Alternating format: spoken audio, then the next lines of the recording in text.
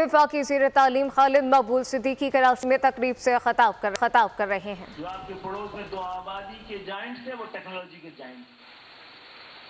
China نے 20 سال میں 55 کروڑ لوگوں کو اپنے خطۂ غربت سے باہر نکالا ہے۔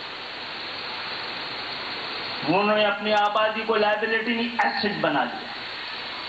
وہ کوشش آپ بھی کر رہے ہیں اس نسل کو تبدیل کرنے کی کہ آج ڈر یہ ہے، خوف یہ ہے کہ آنے والے 15 20 25 30 35 سال کے اندر یہ دنیا ایک بہت شارٹ تیز موڑ کاٹنے والی ہے، اور جس نے اپنے اندر اس کے ساتھ تبدیل ہونے مڑنے کی صلاحیت نہیں رکھی تو پیش گو بتاتے ہیں مستقبل کے کہ 1 ارب لوگ ارریلیونٹ ہو جائیں گے۔ آئیے ایسی تمام کوششوں کا ساتھ دیتے ہیں۔ حکومت پہ شہر انحصار نہیں کرتا تھا، ساری حکومتیں مل کر اس شہر پہ انحصار کرتی ہیں۔ آئیے کراچی کو بچاتے ہیں تاکہ پاکستان کو بچایا جا سکے، جو میرے اور آپ کے اجداد کی امانت ہے، اس کی حفاظت کریں گے چاہے اس نے ہمارے ساتھ کچھ بھی کیا، کیونکہ ہم تو مجبور وفا ہیں، مگر اے جانے جہاں اپنے اس شاخ سے کوئی ایسا بھی کرتا ہے۔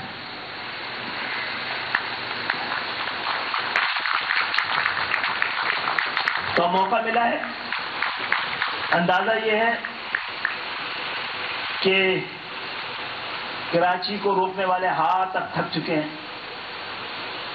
اور اندازہ ہو گیا ہے کہ شہر کے ہاتھ میں اس ملک کا نظام جب تک نہیں ہوگا، اس ملک کو قائم رکھنا، مستحکم رکھنا، جوڑے رکھنا اور آگے کی جانب بڑھانا ناممکن ہے۔ 75 سال کی ہر کوشش ناکام ہو چکی ہے۔ پاکستان اس وقت دنیا کا آخری بدنصیب ملک ہے جہاں پر جاگیردارانہ نظام اپنے پورے جبر کے ساتھ موجود ہے۔ ہم بڑی بے شرمی کے ساتھ اس جاگیردارانہ جمہوریت کو جمہوریت کہتے ہیں۔ اللہ کا شکر ہے اس کراچی نے اس حوالے سے بھی اپنا کردار ادا کیا ہے۔ اس اسمبلی میں جہاں MQM آپ کے نمائندے بیٹھتے ہیں وہاں پہ عام پاکستانی بیٹھتا ہے، باقی سارے خاندان بیٹھے ہوئے۔ آج اس اسمبلی کے ہمارے نظام کا جبر یہ ہے کہ کسانوں کی نمائندگی ایوانوں میں جاگیردار کر رہا ہے، مزدور کی سرمایہ دار کر رہا ہے۔ پاکستان کی عوام کی نمائندگی عوام نہیں خاندان کر رہے ہیں۔ ہم نے دراڑ ڈالی ہے اور انشاءاللہ یہ نظام اپنی پورے طاقت کے ساتھ، پوری ناکامی کے ساتھ ختم ہونے کو ہے۔ کیوں؟ اس لیے ختم ہونے کو ہے کہ اس ملک کو زندہ رہنا ہے۔ کسی خوابوں کی تعبیر کو بھی، ان کوششوں کو بھی گفتگو ہو رہی تو 23 مارچ 1940 کو پاکستان بنانے کا ارادہ اور وعدہ کیا گیا، اور 7 سال میں پاکستان حاصل کر لیا گیا، صرف 7 سال میں۔ کیا 77 سال میں پاکستان بنانے کا مقصد بھی حاصل کر لیا ہے؟ نہیں کر سکتے۔